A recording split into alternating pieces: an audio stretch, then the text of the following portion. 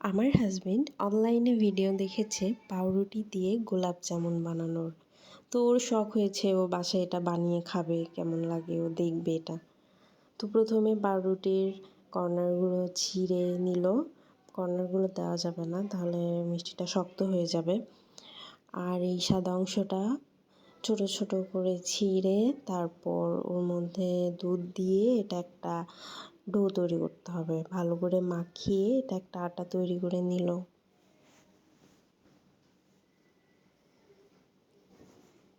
তারপর এই আটাগুলো গোল গোল করে মিষ্টির শেপ দিতে হবে। গোল করা হয়ে গিয়েছে, এখন এইগুলা তেলে ভেজে নিব।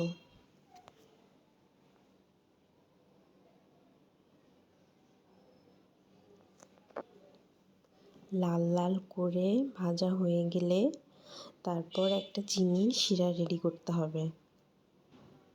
এখানে 5-6 চামচ চিনি আর পরিমাণ মতো এটা এখন ভালো করে জাল করে নিতে হবে। চিনির শিরাটা রেডি হয়ে যাওয়ার পর এই যে ভেজে রাখা এই গোল পাউরুটির বলগুলা এখন চিনির শিরার মধ্যে দিয়ে 4-5 মিনিট জাল করে নিতে হবে। জাল করা হয়ে গেলে এটা ঢাকা দিয়ে 2 ঘন্টা রেস্টে রাখতে হবে।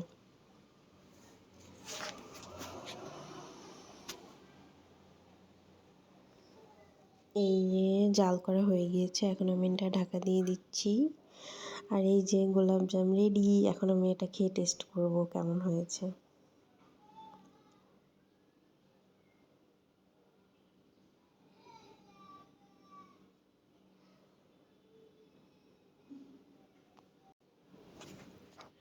এই গোলাপজামটা অনেক মজা হয়েছিল, মাশাআল্লাহ, খেতে অনেক মজা।